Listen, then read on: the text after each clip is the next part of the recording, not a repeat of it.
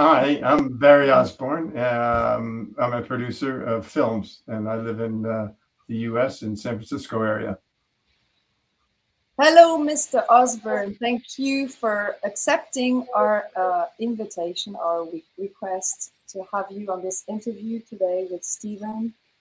He asked me to translate, so I'll do my best. I'm not a professional translator, but I try to translate as much as I can what you say and what he says. Ouais, c'est un grand plaisir de recevoir Barrie dans notre interview. It's a great pleasure to have you with this interview. Donc, Barrie est une immense carrière, mais on va citer les plus connus. Hein. C'est le producteur de trilogie Le Seigneur des Anneaux, Matrix. Et là, il a fait de nombreux films qui ont remporté de nombreux prix, notamment beaucoup d'Oscars. So yeah, you are a great producer of many films, many movies that we all know, like The Matrix, like The Lord of the Ring, Octopussy, Face Off. I'll show maybe the posters. So James Bond, Octopussy, Chucky, Face Off. Seulement Matrix 1, celui-là a produit. Et puis ensuite Le Seigneur des Anneaux. Le premier, le deuxième, le troisième, et puis aussi Great Gatsby, donc Gatsby, Justice League, avec tous les super-héros. Il y a Batman, il y a Superman, il y a Wonder Woman, il y a Aquaman, Flash et Cyborg. Il y a Elliot et le Dragon, et le film de Mulan qui date de 2020. Oui, and many more. And I only did early preparation on Justice League, but then there's a long story behind that, but that ended up being didn't go into production because and so then it was subsequently picked up, but I was on to another film by that time. So I did some early preparation and did not end up doing the film. Pour Justice League, Barrie Osborne, il a fait que le début de la préparation, les premières étapes, et ensuite c'est quelqu'un d'autre qui a produit le film. Hein. Oui. Et après, and after this one, because this one was in 2017, if I'm right. Yeah. Just after this one, which one did you produce? You remember? After, well, let's see. Okay, so 2007, 2008, I was on Justice League, but I didn't do the picture. Then I did a picture called The Warrior's Way, which was a Korean film that we made in New Zealand in 2000. I was on that from 2007 to 2010. And then I did or started a picture called Broken Horses in 2010, which again I didn't do because they ran out of money. They didn't have the money in place. So Justice League was in 2007, not 17. Well, the one when I was on it, it was 2007 to 2008, and then it was shut down by Warner Brothers because Australia pulled the incentive from us. Donc, le Justice League a été commencé en 2007, mais ça a été suspendu à cause de... Because of what, sorry? Well, we had an incentive, a tax incentive, or a filming incentive, or a grant from the Australian government, which was a substantial amount of money. And when we were going to go into production, 8 weeks before we were going to go, we already built sets. But Australian government decided to give the money to another production. Le gouvernement australien a décidé de donner l'argent à une autre production. Because the film was made in Australia. Yes, it was going to be made in Australia, directed by George Miller. Parce qu'il a été tourné en Australie et en fait le gouvernement australien a décidé de donner le... And it was very disappointing. It was a great script and a great cast we put together. But they pulled the money, so we couldn't make the movie. Yeah, I understand. There was Ben Affleck in this movie, d'autres figures du cinéma, et ça coûtait un certain montant d'argent. Il n'y avait pas assez. OK. Yeah, okay. Yeah. Our cast was different, slightly different, but there were still a lot of great people in the film. But anyway, it didn't happen. Alors, And then after the Justice League. Stephen's questions are coming. Yeah.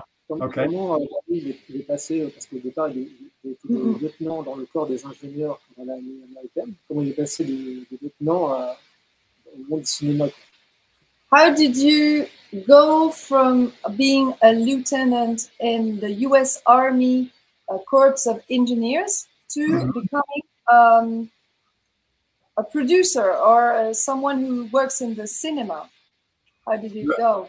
Yeah, so what happened is I was very interested in film as a young boy even, because my father used to make these little home movies, but he would cut them together and he used montage. He was very clever.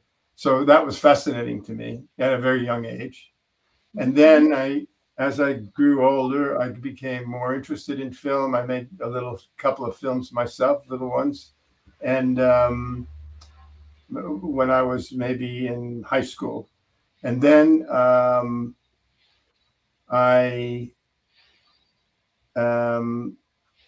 I became interested. And then when I was in high school and in college, I used to go to the New York Film Festival every year, and also saw a lot of great films, and learned and loved film more and learned more about film. And then I went to college, and I studied liberal arts education, but I was still interested in film. And I thought when I got out of college, I would try to get into the film industry. But it was the height of Vietnam, and I was immediately drafted into the Army. And there, it's funny, in college, I learned how to reason and how to write and convincingly, and how to research and analyze things. And then I was in the Army, and the Army, oddly enough, I ended up as I was drafted, but then they were going to put me in the infantry, and they wanted me to volunteer to go to officer candidate school. So when they put me in the infantry, I said, okay, I'll go to officer candidate school. And I became an Army engineer, which was a 6-month program. And and then I was sent to South Korea, and I became what's called S3, which is Plans, Operations, and Training for an engineer group, which is a very big, large Army organization. It included equivalent of 4 battalions. And so my job was Plans, Operations, and Training as S3. And so I learned about how to organize big, large projects, work with lots of different people, and plan ahead, plan for contingencies. So the Army on top of my education in college gave me the basis for my film career, because I used those skills quite a bit later on in my film career. So let me translate all this already. Okay. Sorry. Yeah. I'll try not to forget something. Je vais essayer de rien oublier parce que pas mal de choses que Barrie Osborne nous a dit. Donc, il était intéressé par les films depuis l'enfance, parce que son père faisait déjà des films de famille, des films fait maison, et il était fasciné par ça. Puis, il a continué à être intéressé par faire des films au collège, au lycée, et il a été au festival du film quand il était à la fin du collège. Je crois que même pendant le lycée, enfin, pendant ces moments-là, il a été souvent au festival du film de New York. Et puis, il y a eu la guerre du Vietnam. Alors, il a été enrôlé dans l'armée, et puis dans l'armée des ingénieurs, dans le corps des ingénieurs. Et il a été même emmené en Corée du Sud. Et c'est là qu'il a développé des talents, en fait, pour mener des hommes, pour mettre en place des projets avec beaucoup de monde. Donc, en fait, ça l'a exercé pour son futur métier de producteur et aussi de réalisateur de films. voilà pour ce que j'en ai compris. Je pense que j'oublie des détails, mais en tout cas, il y a eu une sorte d'interruption dans son cursus vers les films. En même temps, son passage à l'armée et son passage à la guerre du Vietnam depuis la Corée du Sud lui a permis d'acquérir de sacrées compétences pour ensuite mener de grands projets. So now we are at the end of South Korea, Army, engineers. What happened then? À ce moment-là, qu'est-ce qui s'est passé? So when my time was up in the Army, I went back to New York, and I moved in with my parents again because I wanted to get into film. And so every day I'd go down to New York City and there was a little guide or a handbook of all the film production companies in New York. Most of them were commercial companies. Some were feature film companies. And I'd just go down that listing and go to every place I could find and hand in my resume, meet people and talk to people. And so I got into commercials first. Yeah, so let me just say this. So, après la guerre, quand il est rentré à New York, il est retourné chez ses parents. Et puis là, il a commencé à postuler, à envoyer ses CV partout. Et essentiellement, en fait, à des boîtes de production de publicité. Donc, c'est là qu'il a commencé vraiment à s'investir dans le métier du cinéma. Avec, je crois, pendant... You did it for 5 years, that's what you said. Yes. Yeah. Pendant 5 ans, il a fait des publicités. And then, after this commercial time period. So, you learn each step of the way. You can get very discouraged because you feel like you're not making headway. But if you pay attention, you learn from every experience. And I did from the working in commercials. And I made it a point to learn. During that period of time, I went to all of the equipment houses in New York, and I asked them what all the different equipment they did. Like I'd look at that light, I'd point to that light and say, well, what's that do? And how do you operate that? And what's that? And they were generous with their time and explained it to me. I also went to the unions, and I asked them about how their union was organized and what they represented and what their rules were, which they were amazed that someone would come in and ask them that kind of stuff that's just starting out. So in the end, that became, they recognized that I was interested in what they were doing and what they stood for and how they organized. So when I needed help later on in my career, I could call them, and they all responded very favorably to me because you mean the unions responded? Yeah. Okay. Yeah. So when you're putting a film together, you deal with the unions and you have to negotiate with them. And because I had taken that initiative, they trusted me, and it stood me in good standing with them. And I also understood what they needed, and so I could be much more helpful to them as well. So that was all good. So I learned that, I built on those experiences. And then after that 5-year period of time was up, I felt I wanted to do films, not commercials. So I applied to the Directors Guild of America training program. So the director of which program, sorry? It's called the DGA, or Directors Guild of America. DGA? Yeah, training program. And that's sort of to teach people that want to enter into either becoming an assistant director or a production manager, how it works, how to be and how to be effective as a member of that union. And so I went to the DGA and I was accepted. I had to take a test, and so it's a little crazy. It's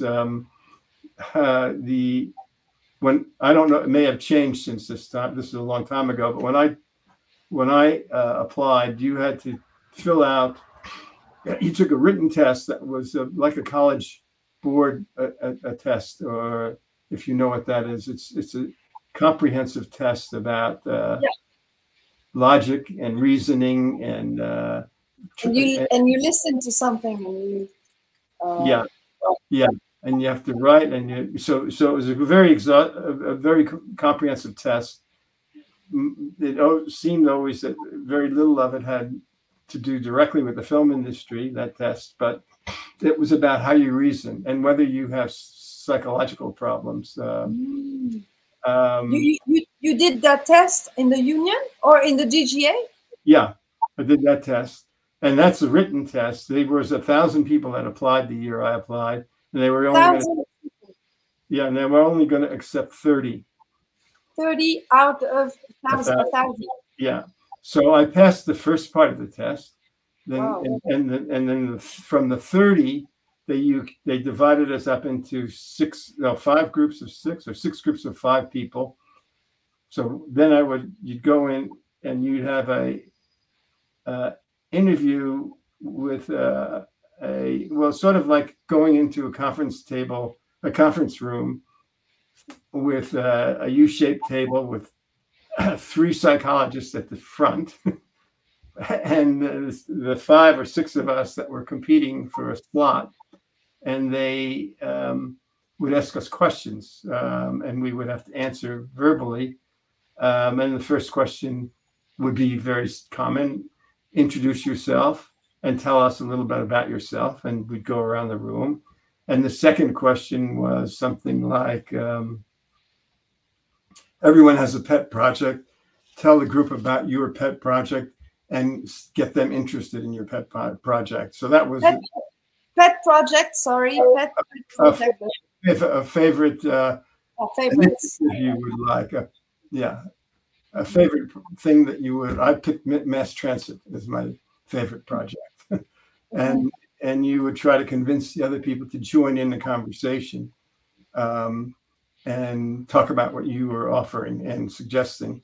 And then there were 2, and there were more questions than that, but the 2 killer questions were, the first one was, you're in the Caribbean, and you're on a boat, all 5 or 6 of you. The boat has a pardon me, the boat has a lifeboat that only holds 5 people. One lifeboat that would only a lifeboat or like a dinghy behind them. You're in a sailboat, and all 6 of you are on the sailboat. But it had a dinghy or a little rowboat that would only carry 5 people for safety. Yeah. The boat catches on fire, and there are sharks in the water. Oof. As a group, decide what you would do. So that was somewhat easy for me because I was a sailor, and I figured you figure out, okay, what logically do you have to accomplish? This is what I was thinking internally. And I thought, well, we need food, we need water, we need a chart or a map. We need, if we can have it, some way to communicate outside. We need to send a distress signal out, so Mayday or signal, so that we can be found. And so I divided up. I went around the room and said, okay, you go down below and gather food to bring up into the rowboat, and you get on the shortwave radio and send out the Mayday call or the PAN, which is like an emergency call, to get a boat to find us. And you go down and get the charts. And so I assigned things to everybody on the boat, and that was that. And I had learned in college, the one thing you don't do in that situation is you don't agree to sacrifice yourself. You don't say, I'll jump in the water, because then you're not helping solve anything. You're only helping solve the space in the boat, but then you're gone. So I knew that would not be a good option, so I didn't offer that. And I did well on that. But then the last question was actually the killer question. Go around the room to all the other candidates and tell them why they should or should not be accepted into this program. Oh. And that's and killer. How many were you?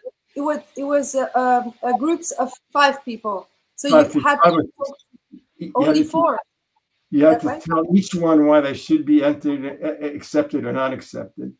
And I took the test 2 years because the first year I blew that question. The second year I knew that question was coming, and I thought about in advance how I would answer that question. And I thought the best way to answer that question would be to be objective and not subjective. So you're not saying you're a terrible person or you have a temper tantrum. The best way to answer the question is to say the criteria to be a good production manager, for example, and say these are the criteria that make a good production manager, and these are why you don't. You either have these criteria, you would go down the list, and then you'd say you really are weak on this area, or you are strong on this area. So you could, without insulting anybody, without saying they're terrible, you could objectively say why they should be accepted or not accepted. And so that year, I made the cut and became a trainee. After that. So all this to become a trainee. Yes. And how many trainees were accepted? And then I translate 30, or at the end, how many? No, it was down to, of the 30, they took 10. 10. Okay, let me tell everybody. Okay, so après donc son histoire d'armée, quand il est revenu à la maison, qu'il a fait les publicités, Barrie Osborne était un petit peu découragé parce qu'il se voyait rester dans la publicité. C'était pas ça son objectif. Il voulait vraiment faire des films. Mais il a appris avec chaque expérience, et notamment avec cette expérience de 5 ans dans la publicité. Alors, il s'est renseigné sur l'équipement qui va autour des films, les lumières, tout ce qui est l'opération les accessoires pour faire des films. Il s'est adressé, union is like syndicat in French, that right? Yeah. Okay. Il s'est adressé à des syndicats et il s'est mis en bon terme avec eux, et il y a eu un rapport de confiance qui s'est construit. Et pour faire des films, il faut vraiment être en bon lien avec les syndicats, apparemment aux États-Unis en tout cas. Et c'est là qu'il a été voir le DGA, donc c'est le, je ne sais plus exactement, mais on mettra, je crois que c'est une agence pour les directeurs de films. Et c'était un test, il y avait 1000 candidats pour passer un test de raisonnement, disons. Et sur ces 1000 candidats, il n'y avait que 30 personnes qui étaient reçues. Alors, il y a eu des questions très, très, très difficiles, très, je dirais, tricky in English, dont celle, la première question, c'était de se présenter. Ensuite, la deuxième question, c'était d'expliquer quel était son projet préféré, son projet important, l'expliquer bien comme il faut. Et ensuite, une question traitait sur une situation, une sorte de situation, un jeu de rôle, dans lequel il se trouvait avec toute son équipe, parce que c'était des groupes. Pour les 30 personnes, il y avait 6 groupes de 5 personnes, et avec son équipe, il le plaçait dans un contexte d'être dans les Caraïbes, avec un bateau, et puis un seul petit bateau, il y avait des requins autour, et il devait décider ce qu'il devait prendre avec lui, comment organiser le sauvetage dans ce petit bateau, s'il était le chef du bateau. Donc il a pensé à prendre de la nourriture, des cartes, une façon de communiquer et une façon d'envoyer des signaux d'alerte, des signaux de détresse au cas où, pour avertir les bateaux, les éventuels bateaux autour qu'ils étaient ici. Alors, ce qu'il a appris pendant l'école, c'est qu'il ne faut jamais se sacrifier, donc jamais, par exemple, prendre des risques pour sa vie. Quand on est dans une situation d'urgence, il faut vraiment penser à se préserver en premier. Et puis, ensuite, il avait une autre question, une quatrième question parmi toutes ces questions. Il devait convaincre les autres candidats de pourquoi il faudrait accepter ou pas ce projet qu'il présentait et être le plus convaincant possible. Et il nous dit que pour être convaincant, il s'agit d'être objectif. Il ne voulait pas tabler sur des critères subjectifs du style « il ne faut pas avoir ce tempérament-là ». Enfin, il voulait parler vraiment des critères objectifs pour devenir un producteur de cinéma ou un directeur ou un réalisateur. Voilà, c'est ce que j'ai compris. Donc, j'espère que je n'ai pas trop déformé. I hope I didn't destroy too much what you said. But anyway, so, à la fin de ce test, donc sur les 1000, il a été choisi pour être dans les 30 stagiaires, parce que tout ça, c'était pour faire un stage, en fait. Et parmi les 30, il a été choisi parmi, you were chosen in these 30 people to be the 10 trainees. Donc, parmi les 30, il a réussi à être dans les 10 premiers. Donc, il a été stagiaire, accepté comme stagiaire au DGA, donc DGA. Oh, okay. The DGA is the Directors Guild of America. Yeah. Oui. A guild, I don't know what it means, guild. Guild is like a union. It's like a union, like a syndicat. C'est un syndicat qui s'appelle comme ça. Donc, à la fin, vous étiez dans les 10 élus. You were the 10 chosen people. And what happened next? Qu'est-ce qui s'est passé ensuite? So then you go on into the training program and you're assigned.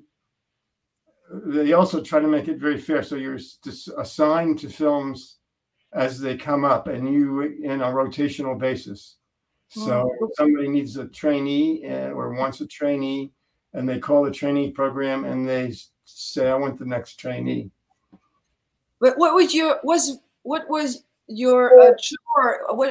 activity as a trainee in these films? It varied depending on who was on the film, but I was very fortunate because I had someone on Godfather 2. I met one of the ADs there. I was assigned to that film, and this guy Michael Haley became. He valued he saw what I was doing, and he liked me.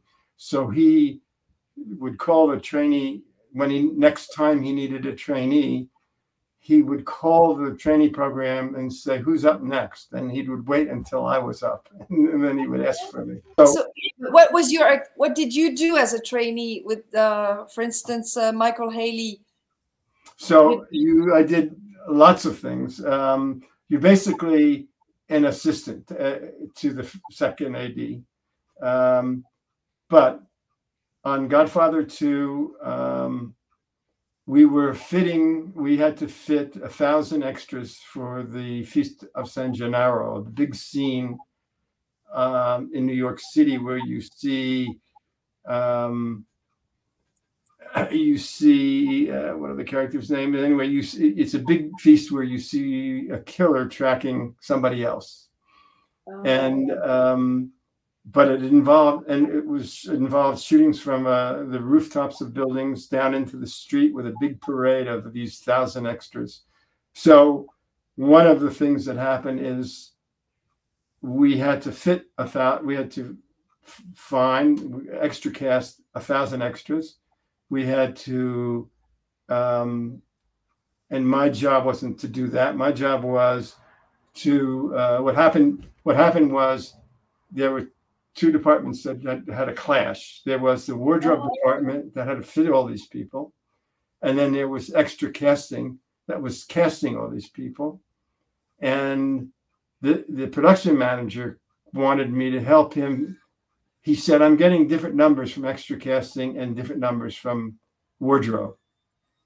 And he asked me to go down and figure out what was going on and get the real count of how many people were getting fitted every day.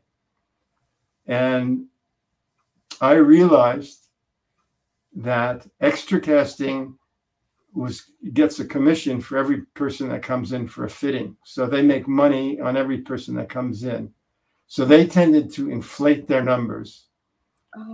On the other hand, wardrobe has the task of getting all these extras ready to be on the set when we first start filming. And they wanted to deflate the numbers so that they would have more time. But Woodrow, what's the role of Woodrow? Sorry, in this. Wardrobe is vêtement. Is that right? Yes. C'est les vêtements. Okay. So what did you do between these two? So what I did is I went there, mostly with wardrobe. Yeah. And first I realized the two different motives that they had. One wanted more time, and one wanted to claim more numbers so they get paid more. So I realized I just had to count. So I got a little clicker, and everybody that came through, I clicked them, and I knew at the end of the day how many people were fitted and how many people actually showed up. So I had the accurate numbers. And then I did much more than that because I became attuned to what the issues were in wardrobe or vêtements. And they had issues with the production manager. The production manager was really experienced, but he was really cheap. He was what do you mean? Stingy, not generous with money. Very not generous, right? Okay. So they wanted wardrobe racks, and he wouldn't. They had a certain amount of wardrobe racks, and he just said, "You have enough wardrobe racks. I'm not going to get you anymore." And they explained to me, "Look, here's how it works. When the extras come in, they get a number, and then they get fitted for the clothes, and we put their clothes or vêtements on a hanger with a number on it. And if it's on a rack, you can see the number. And then when it comes time to shoot, they walk in the door and you can say, what number are you? You're number 10. They go to the rack and it's really quick to get the number, their clothes. But if it's in a box, all of them are in a box, you can imagine how much longer it would take. So he said, this is crazy. We can't do our job unless we have more racks and we can put the clothes on the racks. So I went to the production manager and I convinced him that he was being, the saying is penny wise and dollar foolish. You know, he was being too cheap. So sorry, the end of this, what was too cheap? Because I lost a bit. He was trying to save money by not giving them racks. Yeah, I understood. The racks cost maybe $5 a week for a rack. Okay. To rent. And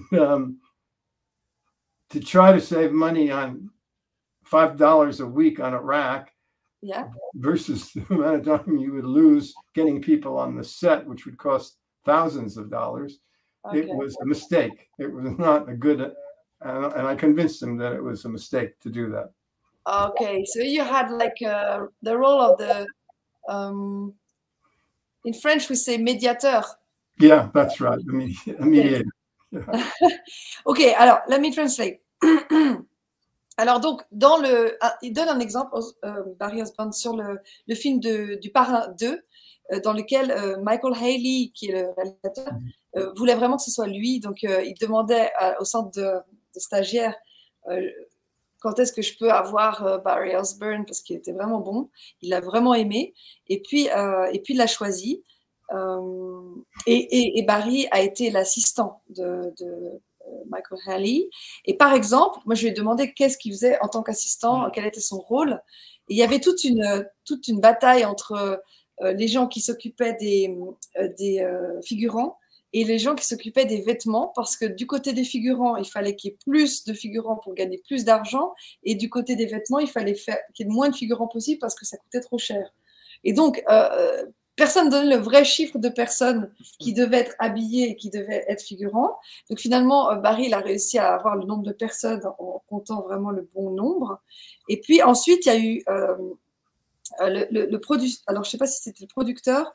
Je crois que c'est le producteur qui était un petit peu avare, on va dire, qui était un petit peu près de ses sous. Et il n'était pas prêt à payer tout le monde. Mais Barrie a réussi à le convaincre de payer quand même les vêtements de tout le monde. En fait, c'est ça qu'il ne voulait pas investir pour les vêtements, parce que ça coûterait plus cher s'il fallait trouver d'autres extras avec d'autres matériels, enfin de remplacer des extras plutôt que de les garder. Enfin, quand je dis extras, c'est figurant. Extras in English is figurant in French, I guess. So yeah. Donc finalement, il a joué vraiment le rôle de médiateur. En plus de compter le bon nombre de personnes, il a joué le rôle de médiateur dans ce premier film. And then, okay, so I think I translated the thing, but what happened next?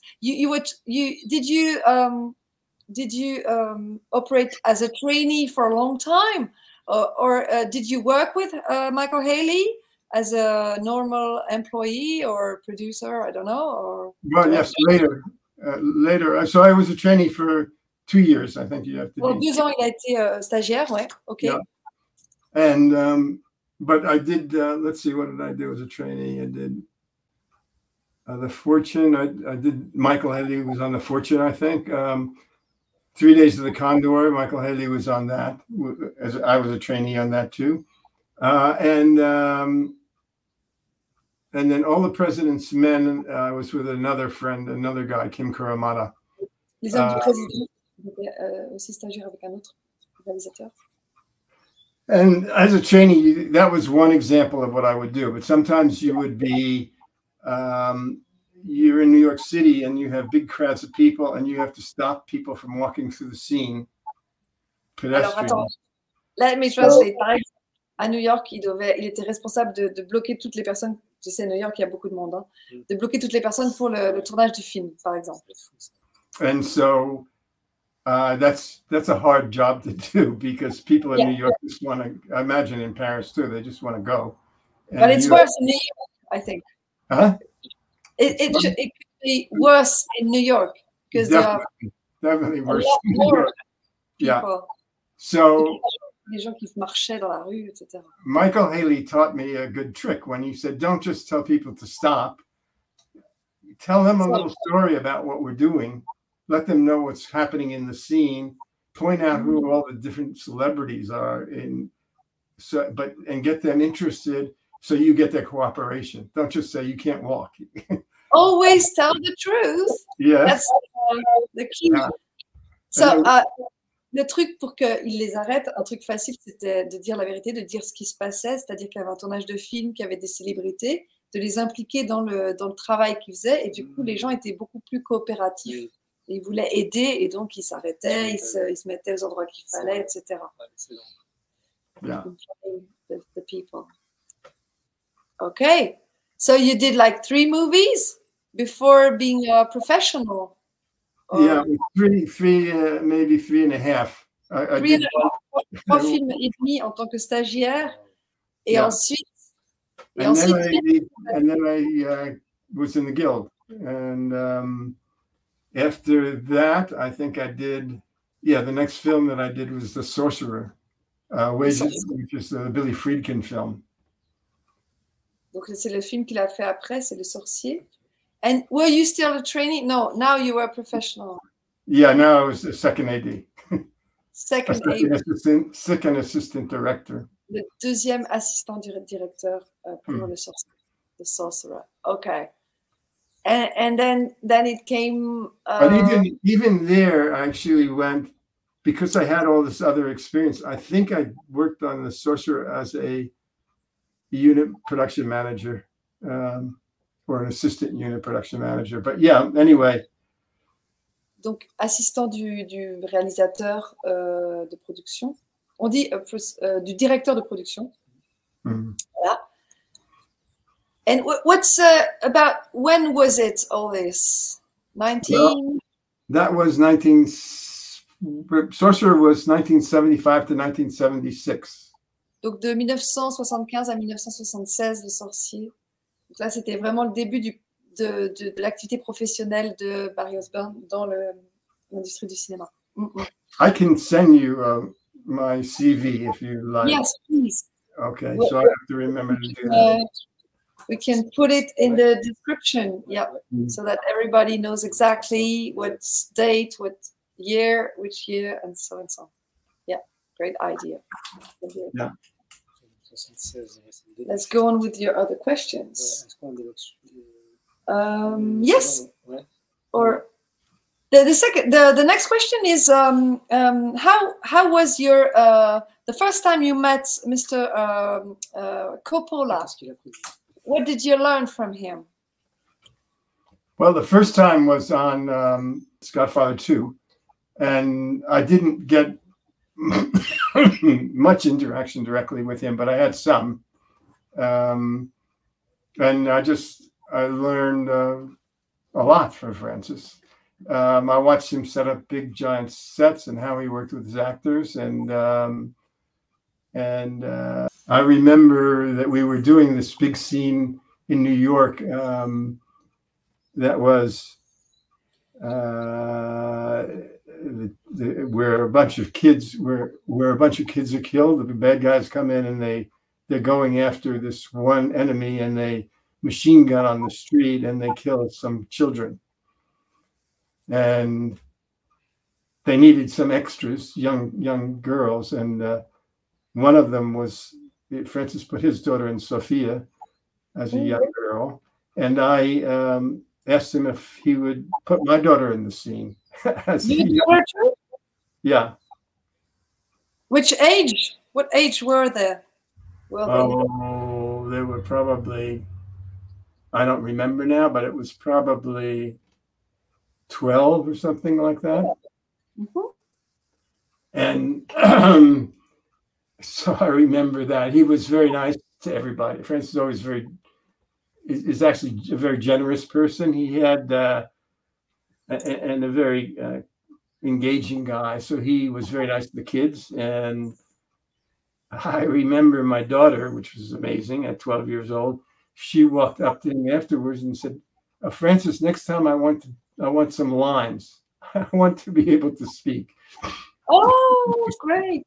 So she became an actor afterwards, your daughter? No, she didn't really, but she said that, and he laughed at it and said, yes, sure. He was very nice about it. And it was funny. But it was also a situation, it was a very big shot. That shot, I think, I hope it's the same day. But anyway, there were a number of big shots that we had to do, a number of big scenes we had to do. And somehow the first AD didn't show up, and I saw nothing was happening. So I went and talked to Francis and said, look, nothing's going on. What do you want to get done? And then I just went out and got the other ADs to start taking over and getting the set moving again. So you learn, and each situation, each movie you do, each day you work on a movie, you learn something new, and you can observe things, and you can be proactive in making sure things move forward. So, so I'll translate this. Alors, la rencontre avec Francis Coppola, parce que c'est très bien fait, c'était sur Scarface 2. Et il se rappelle d'une scène, notamment à New York, où il y avait des enfants qui devaient être tués. Et il a demandé, en fait, la fille de Francis et sa propre fille de Barrie Osborne, qui avait dans les 12 ans, ont été choisis, enfin, se sont proposés pour être, ils ont proposé que leur fille soit dans les figurantes, parce qu'ils avaient besoin de jeunes enfants, de jeunes filles notamment.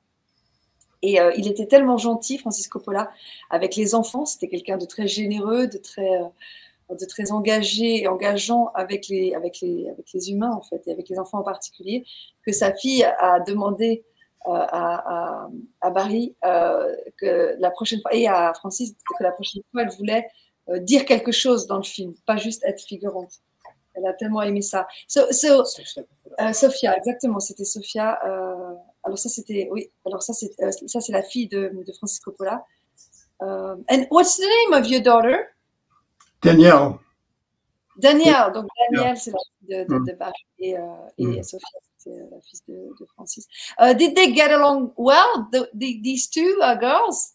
Yes, they did. But it was only, we were only there for a day, I think. She was only there for a day. Ils étaient là juste pour une journée, ils se sont bien entendus. Les deux filles se sont bien entendues. And did they meet again, or did they? Yes, they've met again. Yeah. Yes, I don't know. Other films that I've done with Francis.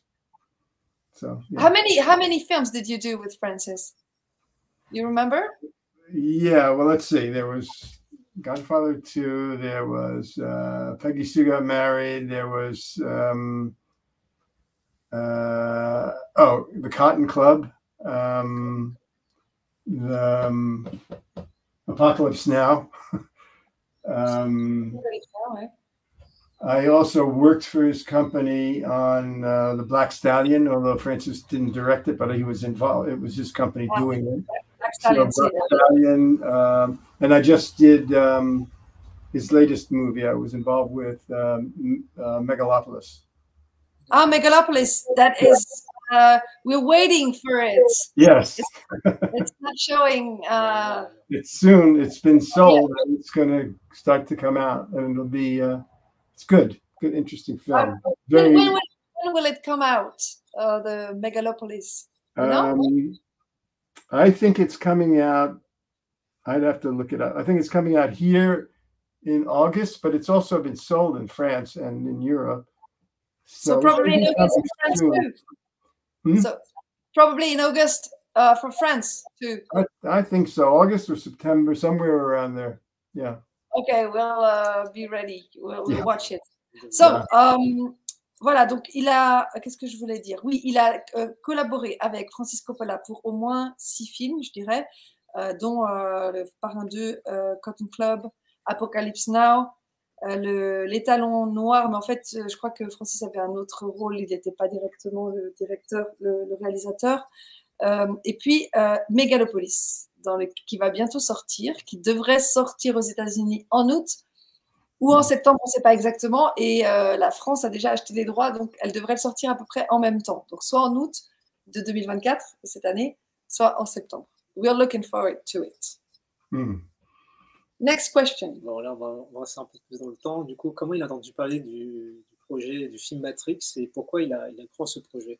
So how did you learn about the Matrix, the movie that was it was about to be made, to be done, and how why did you believe in that project? What made you choose this film?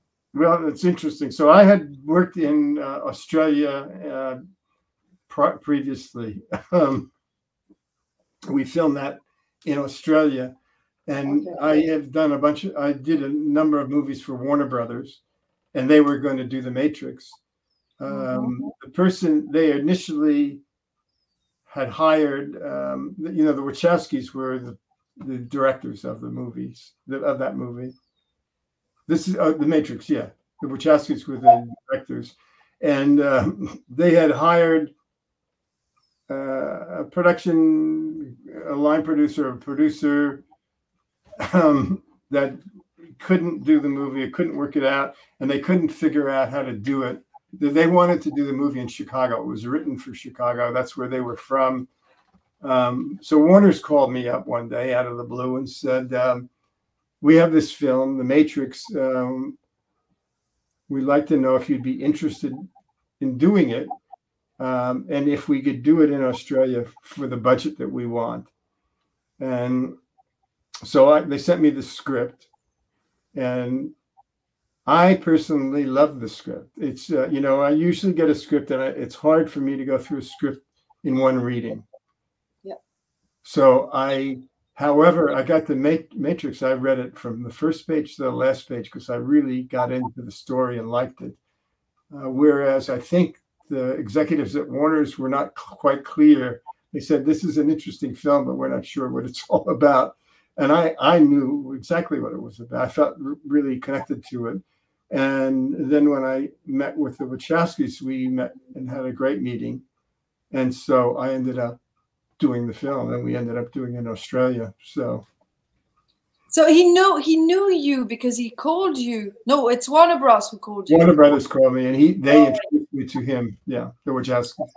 Alors c'était un film qui avait prévu normalement d'être fait à Chicago au début, et finalement il s'est fait en Australie, et qui était donc au départ c'était Warner Bros. Qui produisait, et c'est Warner Bros. Donc les frères Warner, enfin on connaît tous le logo de cette grande compagnie, a demandé c'est lui qui a engagé en fait le réalisateur de Matrix, qui est Wachowski. Je ne sais pas si je le dis correctement, Wachowski. Et c'est les Warner Bros. Qui ont proposé à Barrie Osborne de produire ce film parce qu'ils ne savaient pas comment le financer.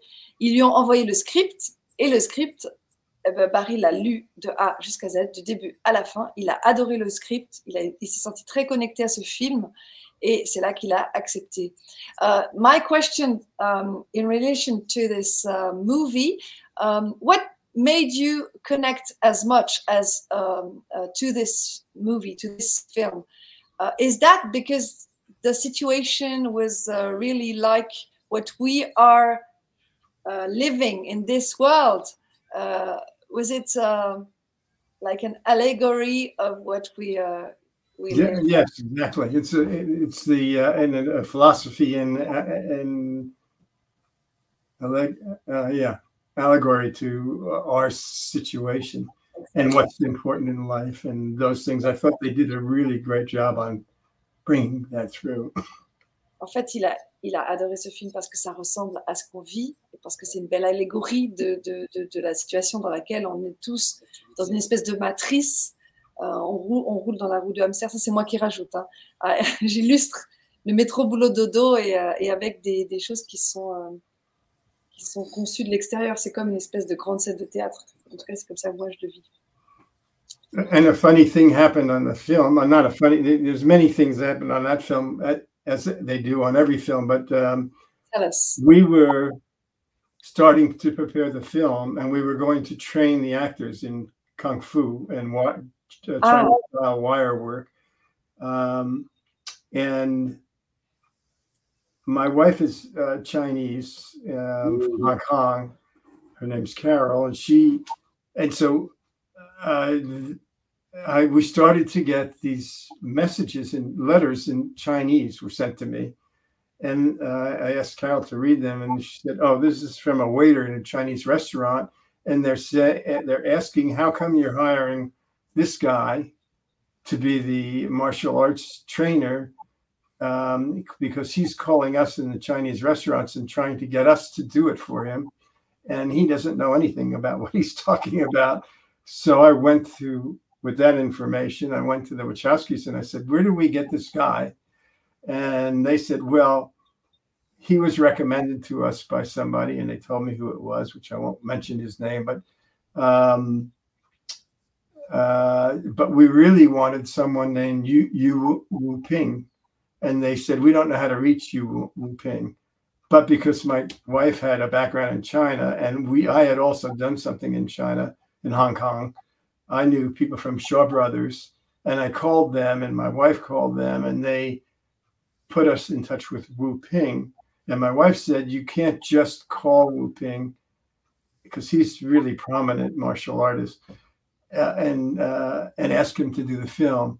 You have to have a dinner with him.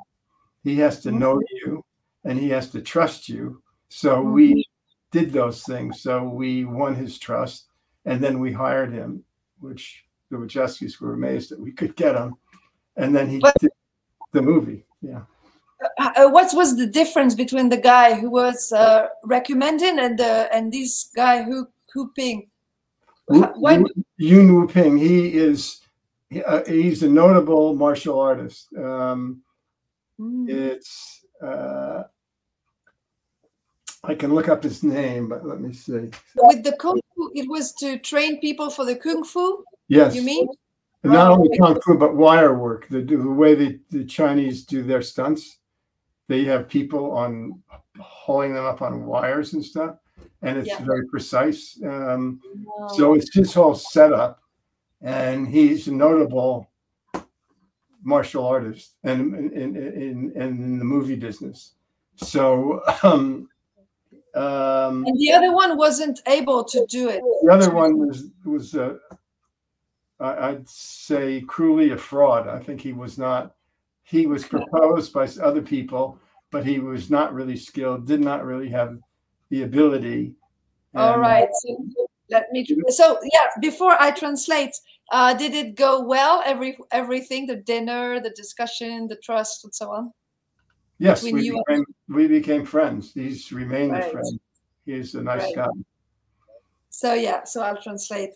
Pour des prises pour le film Matrix, il y a eu des cascades, il y a eu des choses avec du kung-fu. Les acteurs, ils devaient faire des prises de kung-fu, et la personne qui était prévue pour les entraîner n'était pas compétent. Et là, il nous parle de fraude.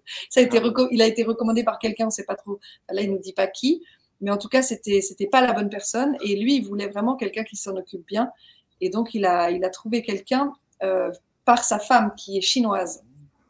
Mais seulement ce quelqu'un en question ne donne pas de cours de kung-fu comme ça au premier venu. Donc, il devait d'abord dîner avec Barrie Osborne. Il devait être sûr de pouvoir avoir confiance en lui, d'avoir une vraie discussion avant d'accepter d'entraîner ses acteurs. Et finalement, ça s'est très bien passé puisque maintenant, ils sont amis.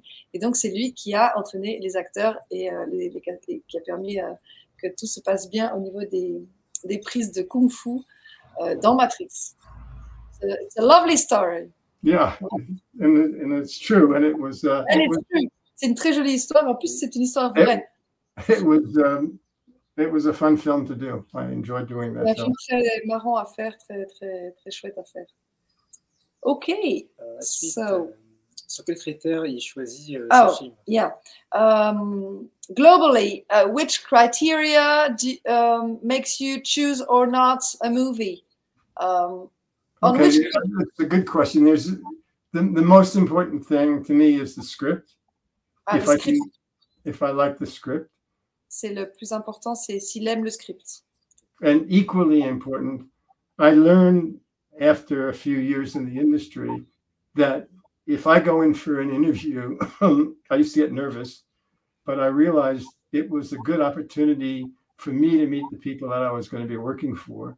And in a way, without being too obvious about it, I could interview them and figure out whether I wanted to work for them. Because when you work on a movie, it consumes your life.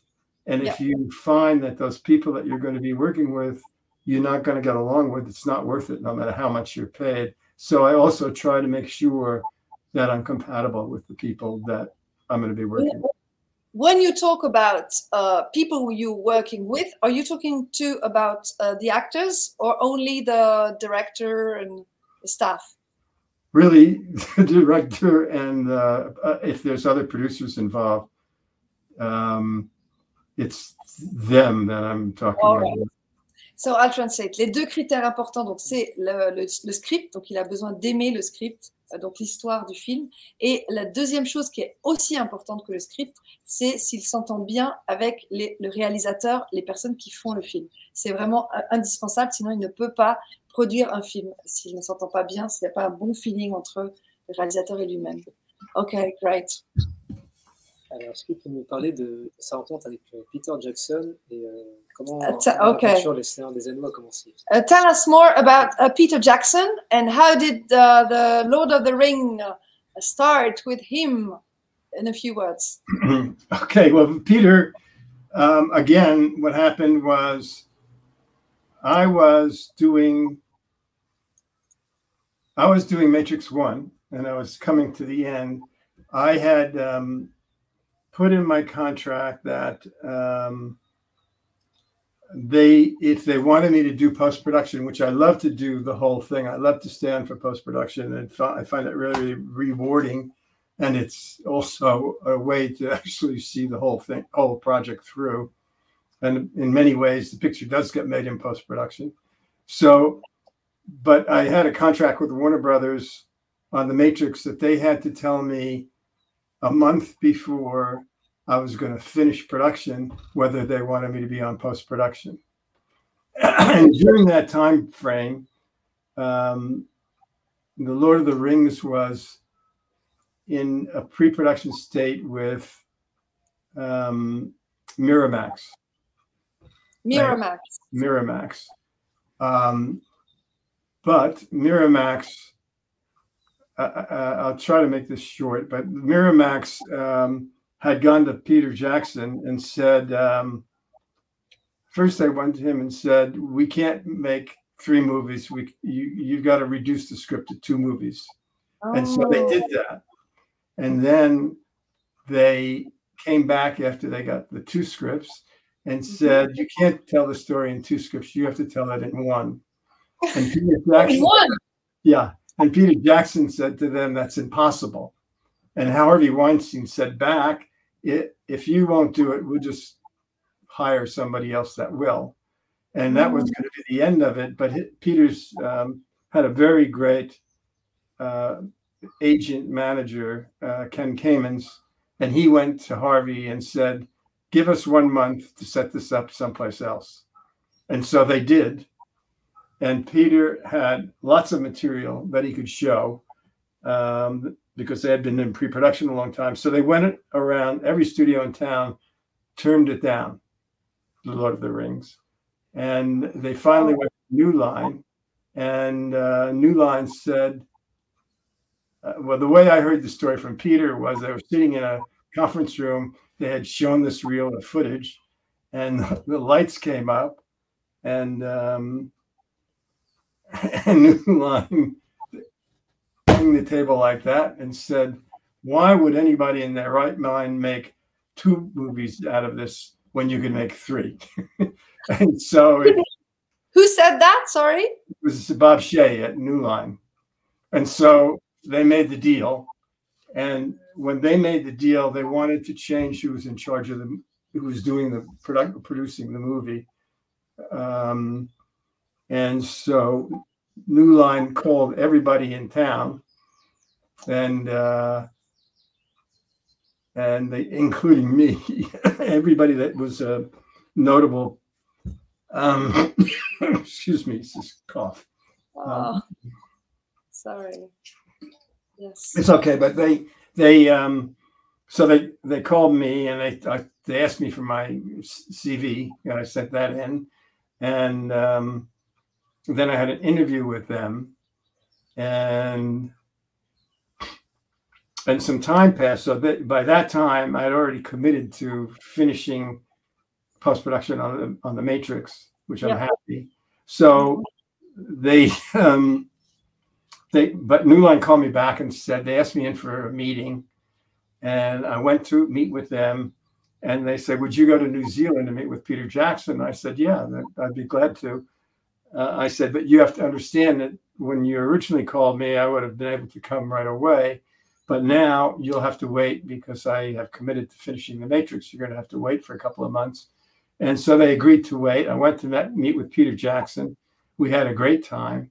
Peter was very smart about how he approached me. He had me come over to New Zealand. He didn't meet with me I was there for a 4-day weekend. And so the first day, he had me go see Hobbiton was already built and standing in the countryside. So I went there. He had me go to Weta Workshop where they had all the elven armor done, and the costumes were done, many of the costumes, and it was jaw-dropping impressive. You go in and these pieces that were made, like the armor and the swords, they're museum pieces. They're incredibly beautiful and well manufactured. So he was convinced. He was clever because he was showing me all the positives of what the movie was going to be. And so when I got to meet with him, I was already convinced that I wanted to do the movie. And we had a lunch or brunch at a seaside restaurant called Chocolate Fish. And with chocolate chocolate fish. Ah, right. Okay. So we had a beautiful lunch there, and Peter was in his shorts, and as he customarily had no shoes on, no socks, and he and Fran said, we're going to go see this actor we're interested in for Aragorn in this film that's playing downtown. Will you come with us? And I said, yeah. So we we go to the car. We drive into downtown Wellington. It took about 15 minutes. Meanwhile, I'm driving back and forth to Warner Brothers from where I lived in to Topanga Canyon. And so and they were complaining about the traffic. And I thought, well, I can put up with this traffic any day.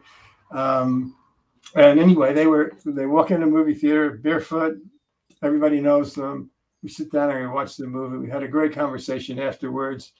And I ended up doing the movie. So you were barefoot too? No, I didn't go barefoot. Just him. Okay. Just him, yeah. And just to be sure, it's New Line who called you. Yes. Yes. Okay. There was a woman named Carla Fry, who was the head of physical production there. Carla Fry? F-R-Y, yes. F-R-Y. She's a wonderful woman who's sadly passed away, but she was wonderful. What's her first name? Sorry. Carla. C-A-R-L-A. Carla. Carla. Yes. Okay. She passed away. So, let me translate all this. Alors, la rencontre avec Peter Jackson pour le Seigneur des Anneaux.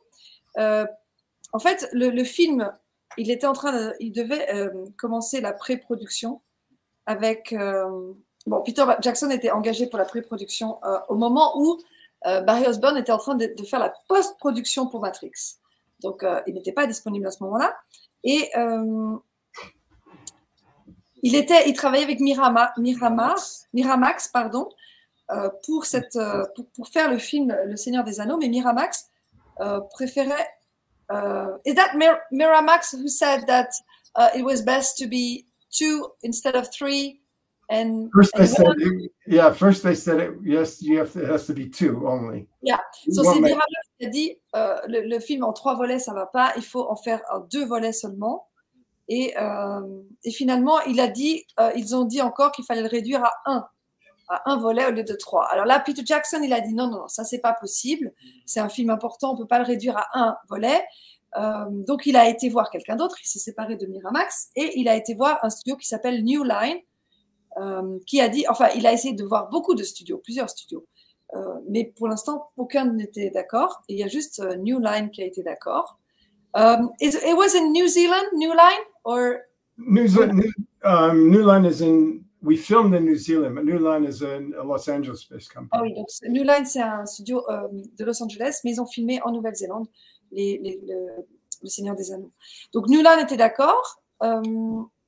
Et finalement, ils ont dit, mais pourquoi le faire en 2 volets alors qu'on pourrait le faire en 3 volets? Donc finalement, on est revenu au point de départ avec ces 3 volets de Seigneur des Anneaux. Et il y a cette personne, Carla Fry, qui travaillait pour New Line, qui a beaucoup aidé Peter Jackson et que Barrie Osborne aimait beaucoup aussi, qui est morte malheureusement, qui est décédée. Et donc, c'est New Line qui a appelé Barrie Osborne pour produire ce film et qui a provoqué cette interview, cette rencontre avec Peter Jackson. Mais le truc, c'est que cette fois, Barrie Osborne, il voulait finir vraiment la post-production de Matrix avant de s'engager dans ce film. Ils se sont très bien entendus. Ils ont été manger dans un restaurant qui s'appelle le Poisson Chocolat, le restaurant. Et là, Peter Jackson, il a enlevé ses chaussures, il s'est mis les pieds nus dans le sable, et ça a été le début d'une grande complicité. Et là, ils ont pris un brunch, et ça s'est très bien passé. Et donc, c'est là qu'ils ont décidé de le faire ensemble. Et donc, c'était en Nouvelle-Zélande, avec des costumes magnifiques, et avec le film qu'on connaît, avec des paysages incroyables. Intéressant que les gros projets se soient autour d'un repas. And yeah, what he says is that it's interesting that big projects, big movies are decided around a dinner or brunch or something to eat when people come along and have eat something together. So that's funny. Alors, cette année, sort le film Mégalopolis qu'on disait tout à l'heure. En partie de la décadence de notre société. Quel est son point de vue sur notre société actuelle? So yeah, talking about Megalopolis, which is a sort of allegory to like the Matrix of the actual situation. What do you think about our society, actual society now? It's a vast question. Well, right now, I think we have a very messy society between the right wing and the left wing, and it's very chaotic, I think, right now, worldwide. It certainly is in America. The choice of the possibility that Donald Trump could become president again is extremely frightening to me. D'accord, ok. Alors, ce qu'il pense, c'est que la situation, elle est très bordélique, entre guillemets, que c'est très chaotique dans le monde, partout, et en particulier aux États-Unis, et puis qu'il craint la réélection de Donald Trump. And in France, you have Marie Le Pen and Yeah, but Macron is not better. No, maybe not. No, they're all very... Yeah, it's a tricky time. People, I think. It's a very tricky time, I think. Tricky time, yeah. C'est pas facile. Même en France, on n'est pas gâté. Bon. Quel était le meilleur moment de sa carrière? What was your best moment in your career, if you can find one, or 2 maybe? Oh, well, God, I really loved many moments in my career. I think The Lord of the Rings was an incredible challenge to make 3 movies at once. And I found it very rewarding. And we became, on any movie, ideally, it becomes harmonious and you become like a giant family. You know everybody and you all feel well, good together, working together. In Lord of the Rings, it was even more so. I mean, we became all very close. We all were working for the same thing. And I felt rewarded in what we accomplished. Matrix was a great film for me too. I loved the Wachowskis. I loved working with them. And I was disappointed that I missed Matrix 2 and 3, although I really think Matrix 1 was the better picture. Yeah. But I missed working with them. I really enjoyed them a lot. They were very passionate and very intelligent. There's so many, it's hard to single out a single movie. Certainly it was a thrill to win the Academy Award for Lord of the Rings. That was quite. So let me tell the people. Alors les deux souvenirs en tout cas qui lui reviennent et qui l'ont beaucoup marqué, qu'il a beaucoup aimé, c'est Le Seigneur des Anneaux. Donc ces 3 films qui ont permis en fait de construire une espèce de famille géante avec tous les gens avec qui il a travaillé. Ils sont restés très proches les uns des autres et ils se sentaient très gratifiés, récompensés de faire ce film avec toutes ces personnes avec qui il est resté très proche. Il a gagné le Academy Award, donc la récompense, je ne sais pas comment on dit en français.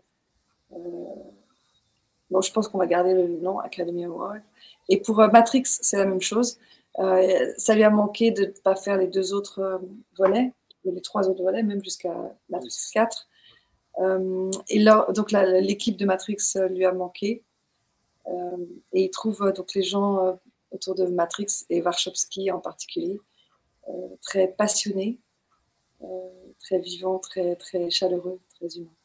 Voilà, donc on revient toujours aux facteurs humains en fait, aux liens qui sont tissés en fait entre les gens. Hein. C'est toujours ça qui rend heureux. Hein. Peut-être une question que je n'ai pas notée, mais à travers tous les succès qu'il a eus, comment il est resté humble? Oh, another question that Stephen didn't write down at the first time. How did you how did you keep being humble with all the success you had, all the rewards you had? What's your secret? Well, I just enjoy people and I enjoy the work, and I get the reward from that. I don't think I'm necessarily better than anyone else. I just think I'm good at my job and I take pleasure in it. Alors le secret, c'est qu'il aime les gens. Il se trouve pas meilleur que les autres. Il aime ce qu'il fait et il aime son métier. Il aime l'autre. C'est quelqu'un qui aime profondément les humains. D'après ça. You know, there's other films that, like I'm looking at the list. There's so many films I really liked. I liked the Big Chill. I don't know if you know the Big Chill. I'll send you this list anyway. It'll be in English. Oh yes. We'll put it under the video. Yeah. Big Chill. Yeah. We see it. And what was the question? Alors, quelle trace pensez-vous avoir laissé Oh yeah, last en termes de question. valeur humaine dans le cinéma? What trace do you think you have left? Héritage. What?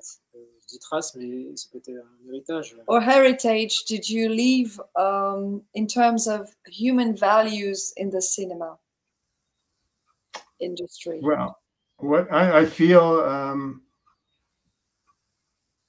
one of the things I like doing is in the teaching or transferring knowledge to other people that are coming up. Generally, I'm very careful about who I hire to be an assistant for me. I like people that I think are intelligent and have a lot of potential, and I try to include them in everything I do so they can learn and not just to run errands.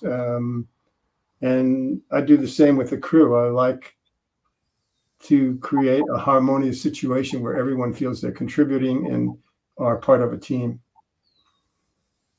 Alors, ce qu'il pense avoir laissé et ce qu'il aime faire, c'est transmettre, et il est très attentif à qui il va transmettre. Il s'entoure de gens qui sont compétents, qui sont intelligents, qui sont humains. Et ce qu'il veut, c'est l'harmonie au sein des gens qu'il emploie. Pour que ça se passe vraiment dans un climat sain, bienveillant et qu'il puisse transmettre sa passion et son art. Voilà. Est-ce qu'il y a un message pour les jeunes qui veulent réaliser leurs rêves? Do you have a message for young people who want to achieve their dreams, their goals? What would you say to them? Well, it's an interesting question. I think in general, if you're just coming into the industry, what I found in my career is you come in, you have some preconceptions of what all the jobs or the possibilities are, and often you have to realize that your skills might be different than what some of your dreams are, and you might be more skilled at some other area, or and you also have to be willing to work. It's not an easy business. You have to work hard and support your team members and support the film first and foremost, and then that you will be able to advance.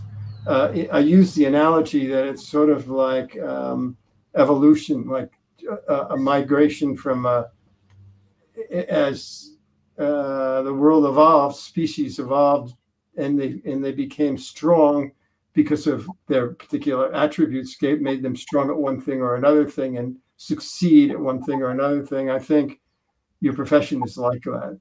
You'll find that you have certain skills, and in whatever profession, and you can make those stronger and draw on those skills to advance yourself. And you have to be open to that and explore that. And you'll find success in pursuing the things that you're best capable at. Alors, ce qu'on pense au début de notre carrière, notamment dans le cinéma, on a des préjugés en général et on se rend compte que parfois nos compétences ne sont pas exactement celles qu'on pensait ou celles qu'on aurait voulu avoir. Donc, il faut capitaliser, il faut vraiment s'appuyer sur nos compétences et travailler dur et être persévérant, ne jamais lâcher ce pourquoi on est passionné. C'est un petit peu le message qu'on a souvent, hein. Il faut aller vraiment vers son rêve, fulfill your dreams and not giving up in what you are good at and what you like to do. Yeah. Thank you very much. J'ai plus de questions. He doesn't have any questions. Merci beaucoup, Barrie. Well, so thank you so much from each of us, and what Stephen says also often, it's that the adventure goes on, and keep going. Keep going. Yes, it does indeed. As long as we can. And thank you very much. Thank you. I enjoyed it. And thank you for your time and for your smile and for all you said. Very precious. Well, thank you. It's been a pleasure, and I appreciate your patience in setting this up. I know it was a long time for me to be able to commit, but it was a pleasure to do. It was a pleasure for us too. Okay.